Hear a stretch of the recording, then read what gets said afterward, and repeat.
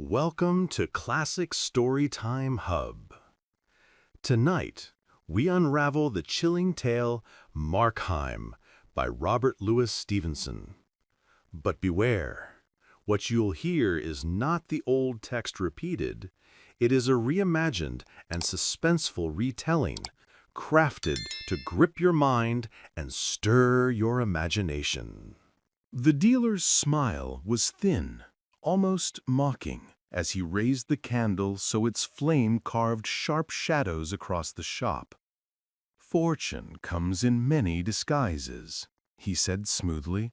"The ignorant pay for my wisdom.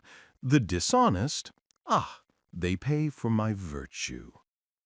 Markheim, fresh from the daylight streets, squinted against the sudden blaze. The mingled glow and gloom of the shop pressed in on him, and under the dealer's piercing words he turned his eyes aside, blinking like a man caught unprepared. A chuckle rolled from the dealer's throat. "Christmas Day, and here you are, disturbing me when I've shuttered my house, when I refuse all business. You'll pay for that. You'll pay for the time stolen from my books, and for that manner of yours I cannot ignore.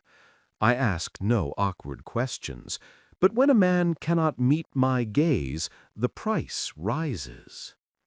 Again the laugh, dry, metallic. Then, slipping back into his business tone, though irony still clung to every syllable, "You can explain, as always, how you came by your treasures. Still your uncle's cabinet? A remarkable collector indeed." The little man leaned forward on tiptoe, pale and round-shouldered, peering over his gold spectacles with a nod that dripped disbelief. Markheim met the look with something darker. Pity, yes, but tinged with horror. "This time you are mistaken," he said, voice steady but edged. "I have not come to sell. My uncle's cabinet is empty, and I have no curios to offer. I come to buy. I have prospered on the exchange, and today my errand is simple. I seek a gift, a Christmas present for a lady." His words grew more fluent, rehearsed yet urgent. "Forgive me for intruding on so small a matter, but the chance was missed yesterday. Tonight I must present my compliment at dinner. And you know as well as I, such a marriage, rich and promising, is not a thing to neglect." A silence stretched between them, heavy and strange. The dealer's eyes narrowed, weighing Markheim's words with disbelief. Around them, the shop seemed alive, the tick of countless clocks echoing like hidden heartbeats, while the faint rumble of passing cabs seeped in from the street outside. At last the dealer spoke, his tone dry but edged with mock courtesy. "Well then, sir, you are an old customer, after all, and if fortune smiles on you with a fine marriage, I would hardly stand in the way. Here, something fitting for a lady." He bent low, rummaging among the clutter, and drew out a hand mirror, its frame worn with centuries. 15th century guaranteed, from a distinguished collection, though I keep the name discreet. My last patron was much like yourself, the heir of a remarkable cabinet. As the words dripped from his lips, Markheim flinched. A jolt ran through him, hands twitching, feet shifting, his face suddenly lit with a storm of emotions. The tremor passed quickly, leaving only the faint shake of the hand that accepted the mirror. "A mirror," he muttered, voice hoarse, then louder, almost defiantly. "A mirror? For Christmas? Surely not." "Why not?" the dealer snapped back. "Why not a mirror?" Markheim's gaze fixed on him, strange and unreadable. "You ask why not? Look into it. Look at yourself. Do you enjoy what you see? No, nor I, nor any man." The dealer recoiled at the sudden challenge, then, realizing no blow was coming, chuckled nervously. Your lady must be rather plain, sir, if this troubles you so." Markheim's voice rose, sharp and trembling. "I ask for a gift, and you hand me this cursed reminder of years wasted, sins committed, follies endured, a conscience in glass. Did you mean it? Was there intent behind it? Speak. It will be better for you if you do. Tell me, are you in truth a charitable man?" The dealer studied him closely. Oddly, Markheim was not laughing. His face carried a spark, something like hope, though stripped of any mirth. "What are you driving at?" the dealer demanded. "Not charitable?" Markheim's voice was low, almost mournful. "Not charitable? Not pious? Not scrupulous? Unloved? Unloving? Nothing but a hand to snatch money? A vault to hoard it? Is that all a man becomes? Dear God, is that all?" The dealer bristled, then broke into a dry laugh. "I see, sir, this is a love affair of yours. Perhaps you've been drinking to the lady's health." Markheim's eyes lit with a strange hunger. "Ah, have you ever loved? Tell me, what was it like?" "Love?" the dealer barked. "I? Never had the time, nor do I have it now. Enough of this nonsense. Will you take the mirror or not?" Markheim leaned closer, his tone oddly calm. "Why the rush? It is pleasant to talk. Life is short, uncertain, every second a cliff edge, a mile high. One slip and we are dashed to pieces. Shouldn't we cling to what little we have? Even a moment's conversation? Let us be honest, you and I. Who knows, we might even become friends." The dealer's patience snapped. "I have one word for you. Buy or leave my shop." Markheim straightened, nodding. "True enough. No more games. Show me something else." The dealer bent to return the mirror to its shelf, his pale hair falling across his face. Markheim edged closer, one hand buried in the pocket of his greatcoat. His chest swelled with a deep breath. His face twisted, a storm of terror, revulsion, and grim resolve.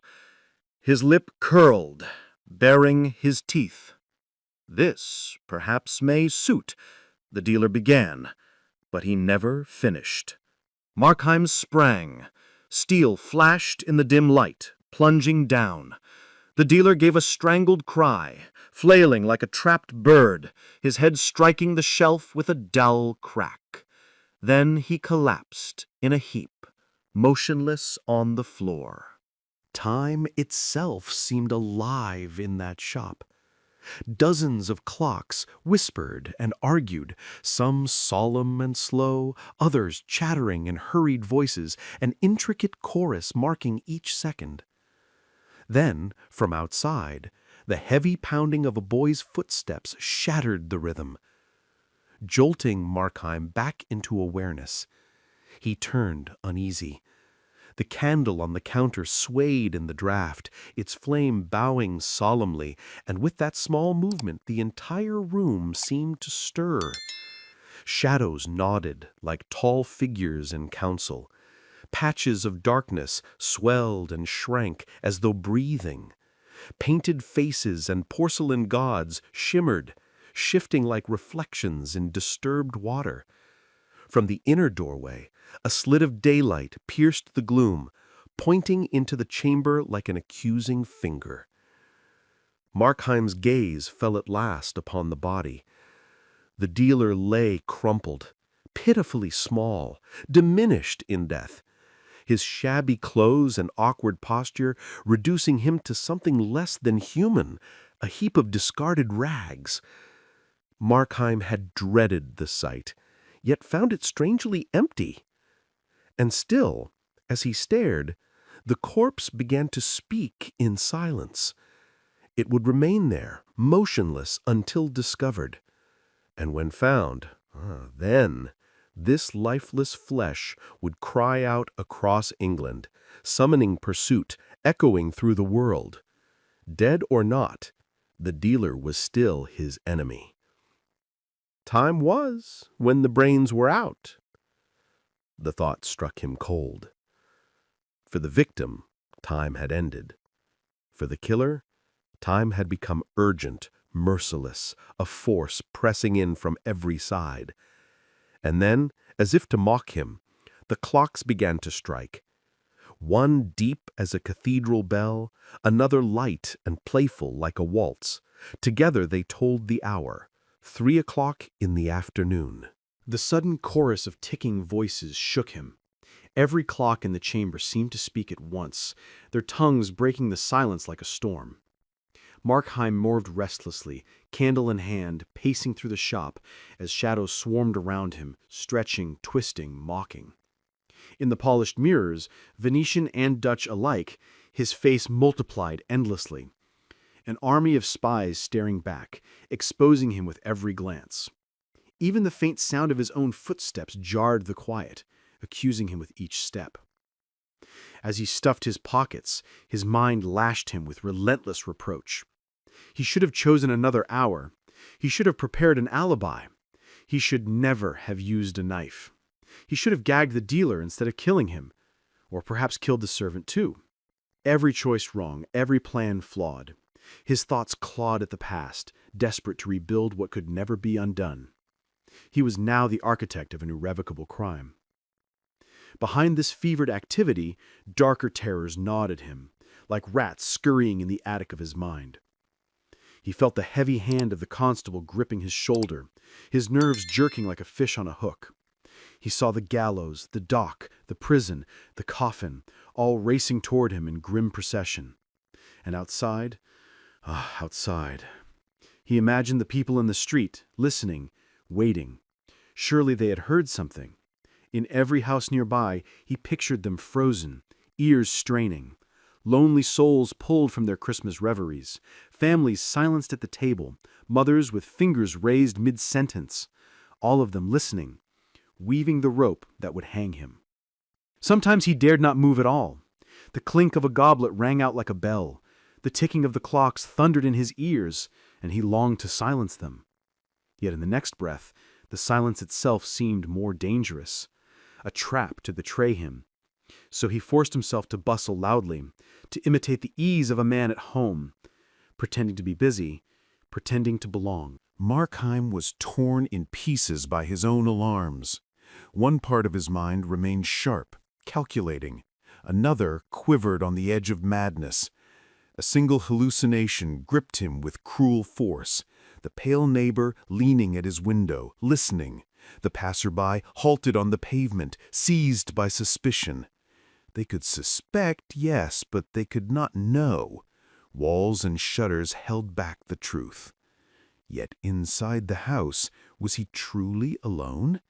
He had seen the servant leave, ribbons fluttering, her smile declaring she was out for the day.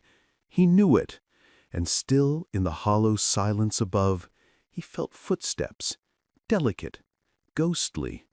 His imagination chased them from room to room, faceless shapes with eyes that pierced him, shadows of himself, or worse, the dealer's corpse risen again with malice renewed.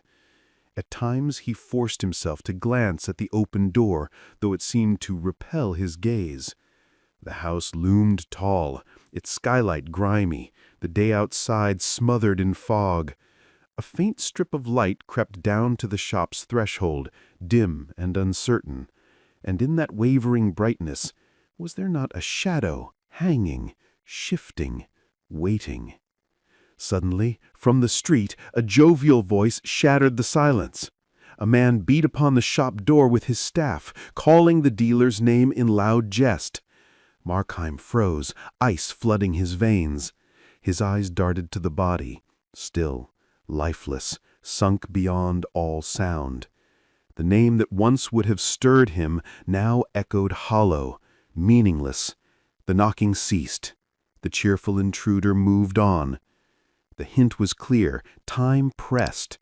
He must finish, escape this accusing place, vanish into the multitudes of London, and find safety in the false innocence of his bed. One visitor had come. Another might follow, more insistent. To kill and yet fail to profit? That would be unbearable. The money was all that mattered now. And for the money, he needed the keys. Markheim cast a glance toward the open door, where the shadow still trembled, wavering like a living thing. His stomach knotted, though his mind felt strangely detached as he stepped closer to the body. Whatever humanity had once animated it was gone. The corpse lay twisted, limbs scattered like a puppet half stuffed with straw, yet even in its pitiful state it repelled him. He gripped the shoulders and rolled the body onto its back. It was disturbingly light, pliant, the limbs collapsing into grotesque positions as though broken. The face was blank, waxen, smeared with blood at the temple, a single detail that jarred him.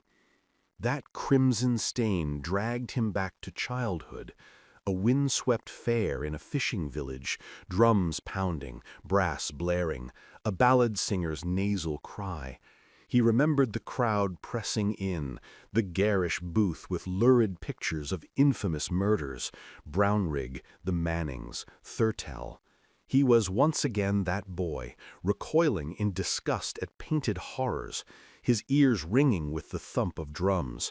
A snatch of that music returned now, and with it came nausea, weakness in his knees, a tremor he fought to master. He forced himself to stare harder at the dead face, to confront rather than flee. Only moments ago that mouth had spoken, that body had burned with energy. Now, by his hand, it was silenced. Life halted as abruptly as a clock stopped by a finger in its gears. Yet remorse would not come. His heart, which had once recoiled at painted effigies of crime, looked upon the real thing without trembling. At best, he felt a flicker of pity for a man who had been given the faculties to make life a garden, but had never truly lived and was now extinguished. But penitence, not a trace. Shaking off his tangled thoughts, Markheim seized the keys and moved toward the open door. Outside, rain had begun to lash the roof, its drumming banishing silence and filling the house with echoes. The chambers groaned like a dripping cavern, every sound mingling with the relentless ticking of clocks. As he stepped forward, he thought he heard another tread, soft, retreating up the stair in answer to his own. The shadow at the threshold quivered, alive with menace. Summoning all his strength, he forced the door wide. A dim fog light seeped in, glimmering faintly across the bare floor and the staircase. The armor on the landing gleamed, halberd raised in eternal vigilance. Dark carvings and framed portraits loomed against the yellow panels, watching. The rain's pounding grew so loud it fractured into illusions. Footsteps, sighs, regiments marching, coins clinking, doors creaking ajar. The conviction that he was not alone pressed on him, near to madness. He heard presences shifting in the upper rooms. From the shop below, he imagined the dead dealer rising to his feet. And as he began to climb, phantom steps fled before him, others followed close behind. If only he were death, he thought, then his soul might rest. Yet even as terror gnawed at him, he clung to his sharpened senses, blessing them as sentinels against unseen foes. His head jerked from side to side, eyes bulging, chasing shadows that dissolved into nothing, tales of nameless things vanishing just beyond sight. The staircase stretched before him. 24 steps. Each one an ordeal. Each one an agony. On the first floor, the doors gaped open. 3 of them, like hidden cannons waiting to fire. Each doorway was an ambush, rattling his nerves. He longed for the safety of home, buried beneath blankets, unseen by any eye but God's. And yet the thought of God did not trouble him. Other murderers, he recalled, had trembled at heavenly vengeance. Not he.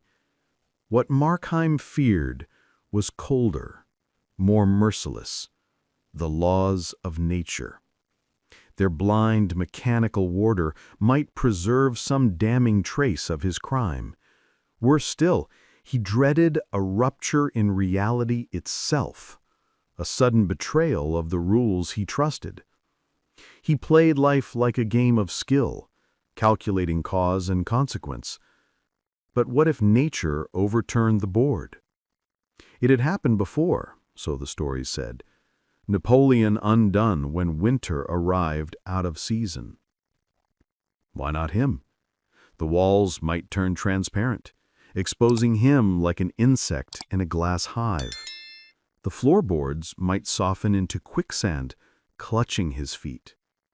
Or more ordinary disasters might strike, the house collapsing to trap him beside his victim, or flames from the neighbor's dwelling summoning firemen to storm his refuge. These were the terrors that gnawed at him, accidents, calamities, the very hands of God disguised as natural law. Yet of God himself, he felt no fear. His act was exceptional, yes, but so were his reasons. God would understand. Among men, he expected condemnation. From heaven, he expected justice. Safe at last in the drawing room, Markheim closed the door and felt a fragile respite.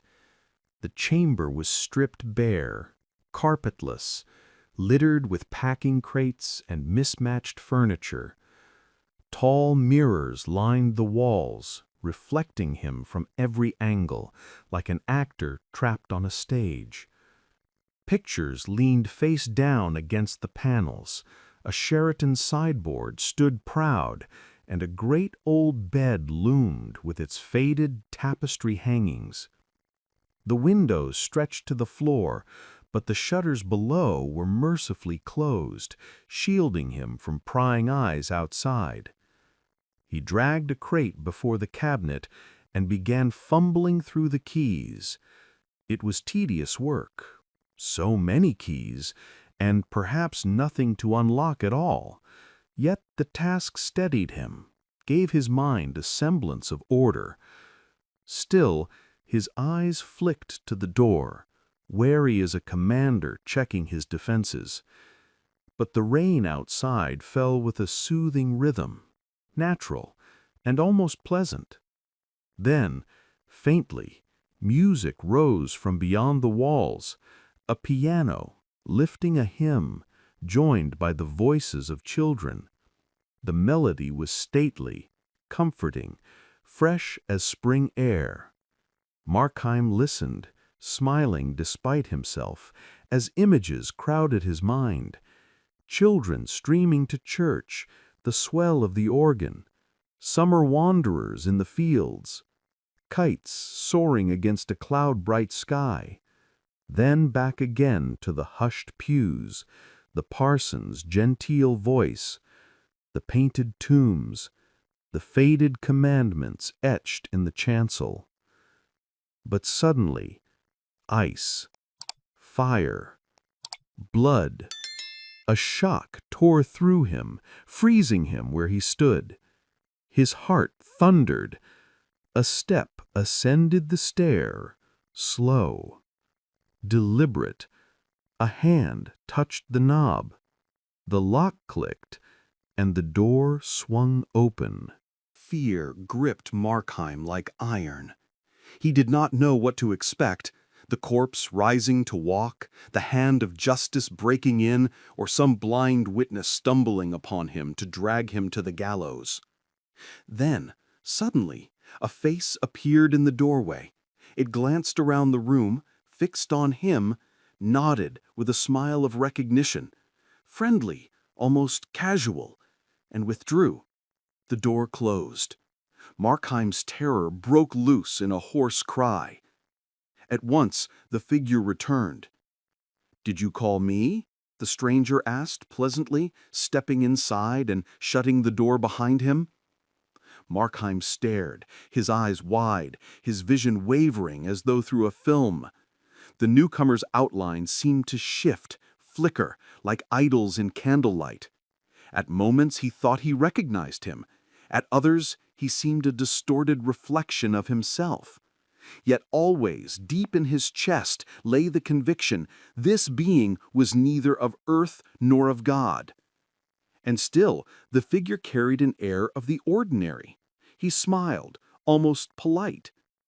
"You are searching for the money, I believe?" he said, in the tone of everyday courtesy. Markheim gave no reply. "I should warn you," the visitor continued smoothly, "the maid has left her sweetheart earlier than usual. She will soon return. If she finds Mr. Markheim here, I need not describe the consequences." Markheim's voice cracked. "You know me?" The stranger smiled again. "You have been a long favorite of mine. I have watched you often, and sought to help you." Markheim recoiled. "What are you, the devil?" "What I may be," the visitor answered calmly, "does not change the service I offer." "It does," Markheim cried. "Help from you? Never. You do not know me yet. Thank God you do not know me." The visitor's smile hardened into a kind of firm severity. "I know you. I know you to the soul." "Know me?" Markheim's voice rang out raw and desperate. "Who can truly know me? My life is a travesty, a slander upon my real self. I have lived against my nature. So do all men. Each one is dragged through existence like a victim muffled in a cloak. If they could cast it off, if you could see their true faces, they would shine as heroes, as saints. I am worse than most, buried deeper beneath disguise. My excuse lies between myself and God, but given time, I could reveal who I truly am." "To me?" the visitor asked softly. "To you above all," Markheim replied, his voice trembling with defiance. "I thought you were intelligent. I thought, since you exist, you could read the heart, and yet you would judge me by my acts? My acts! I was born into a land of giants, dragged by circumstance since the hour of my birth, and you would judge me by what I have done? Look deeper, see that evil is hateful to me, read the clear writing of conscience within me, never blurred, though too often ignored. I am what humanity must often be, the unwilling sinner." The visitor's smile did not fade. "You speak with feeling, but it matters little to me. Compulsion, circumstance, these are beyond my concern. What matters is direction, and time runs swiftly. The servant lingers, gazing at the crowd, at the posters on the hoardings, but she moves ever closer. Imagine the gallows itself striding through the Christmas streets toward you. Shall I help you? I know all. Shall I tell you where the money lies?" Markheim's eyes narrowed. "For what price?" "For nothing," the visitor replied smoothly. "A Christmas gift." A bitter smile twisted Markheim's lips. "No, I will take nothing from your hand. If I were dying of thirst and you held the pitcher to my lips, I would find the strength to refuse. Call it credulous, but I will not bind myself to evil." "I have no objection to repentance at the deathbed," the visitor observed lightly. "Because you do not believe it works," Markheim cried, his voice breaking with fury. "I do not say so," the visitor replied calmly, "but I see these matters from another side. When a life is finished, my interest ends. A man may serve me by spreading dark suspicion under the mask of religion, or by sowing corruption through weak indulgence, just as you have done. And when he nears his deliverance, he has but one service left: to repent, to die smiling, and to inspire hope in those timid souls who remain. I am not a cruel master. Try me. Accept my help. Live as you have lived. Better yet, live more freely. Spread yourself wide at the feast. And when night falls, when the curtains are drawn, you will find it easy to strike a bargain with your conscience to make peace with God. I came but now from such a deathbed, where mourners listened to a man's final words. His face, once set against mercy, was smiling with hope. Markheim's voice rose in protest. Do you take me for such a creature? Do you think I have no higher aspiration than to sin and sin again, and then crawl into heaven at the last? My heart revolts at the thought. Is this your vision of mankind? Or is it because you see me with blood on my hands that you presume such baseness? Is murder so impious that it dries up the very springs of good? The visitor's smile hardened. Murder? To me it is no special category. All sins are murder, as all life is war. I see your race like starving sailors on a raft, snatching crusts from famine, feeding on each other's lives. I follow sins beyond their moment. I see their end, and always it is death. To my eyes, the pretty maid who defies her mother for a dance drips with blood no less than you, the murderer. Do I follow sins? I follow virtues too. They differ not by the thickness of a nail. Both are scythes in the hand of death. Evil, the thing I serve, lies not in the act, but in the character. The bad man is dear to me, not the bad deed, whose ripples may in time prove more blessed than the finest virtue. And so it is not because you killed a dealer, but because you are Markheim, that I offer you escape. I will open my heart to you, Markheim declared, his voice trembling yet resolute. This crime you witness, this is my last. On the road to it I have learned lessons, and the deed itself is a lesson, heavy and momentous. Until now I was driven against my will, a slave to poverty, scourged by circumstance. Stronger souls may endure such trials. Mine did not. I thirsted for pleasure. But today, from this very act, I draw both warning and strength. I claim a new resolve. I will be myself. I will act freely in the world. These hands shall serve good. This heart shall find peace. Something stirs in me from the past. Dreams of Sabbath evenings, the organ swelling in the church, tears shed over noble books, the innocent talks of childhood with my mother. That is my true life. I wandered astray for years, but now I glimpse again the city of my destination. The visitor's smile was cool. You mean to use this money on the stock exchange? If memory serves, you have already lost thousands. Markheim's eyes flashed. Ah, but this time I have a sure thing. This time, too, you will lose, the visitor replied softly. Then I will keep half back, Markheim cried. That half will vanish as well, said the other. Sweat broke across Markheim's brow. Well then, what matter? Suppose I lose it all. Suppose poverty drags me down again. Shall the worst in me forever override the better? Evil and good both run strong in me, pulling me apart. I do not love one thing only, I love all. I can imagine great deeds, renunciations, even martyrdom. And though I have fallen to murder, pity still lives in me. I pity the poor. Who knows their trials better than I?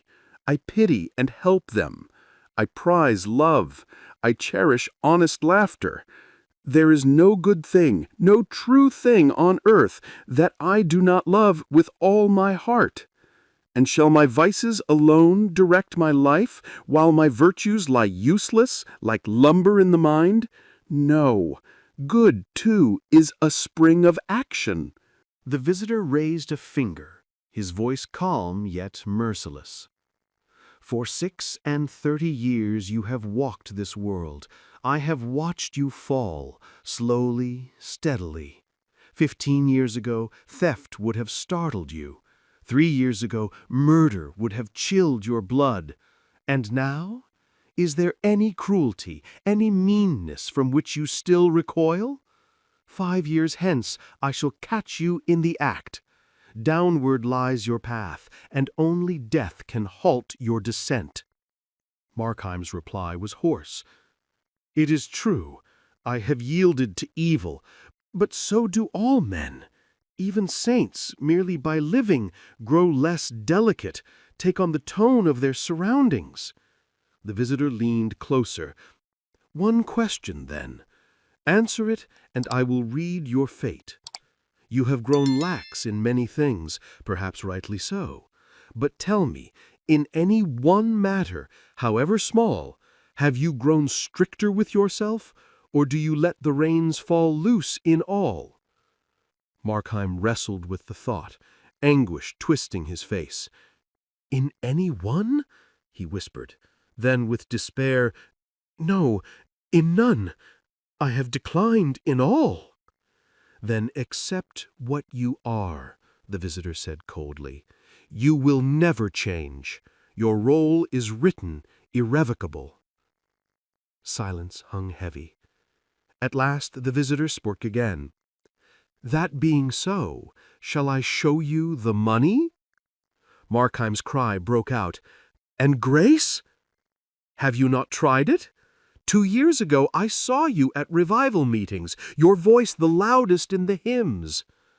Markheim bowed his head. It is true, and now I see clearly what remains from me. I thank you for these lessons from my soul. My eyes are opened. I see myself at last for what I am. At that instant, the sharp clang of the doorbell rang through the house.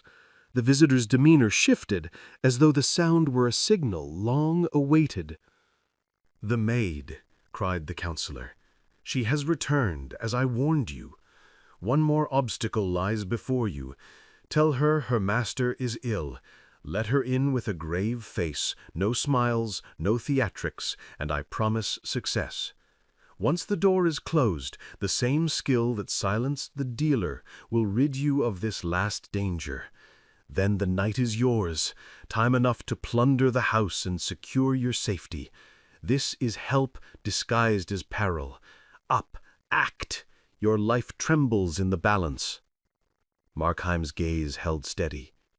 "If I am condemned to evil acts," he said, "there is still one door left open. I can cease from action. If my life is a corrupt thing, I can lay it down. Yes, I yield to temptation, as you say, but by one decisive gesture I can place myself beyond its reach. My love of good may be barren, but my hatred of evil remains. And from that hatred, to your disappointment, I will draw both strength and courage." The visitor's features began to change, brightening, softening, touched with a tender triumph, and as they glowed, they faded, dissolving into nothing. Markheim did not linger to watch. He opened the door and descended slowly, his thoughts heavy with the past. He saw his life clearly now, ugly, chaotic, a dream of defeat. It tempted him no longer. Beyond it he glimpsed a quiet haven, a place of rest. In the passage he paused, staring into the shop where the candle still burned beside the dealer's body. Silence pressed in.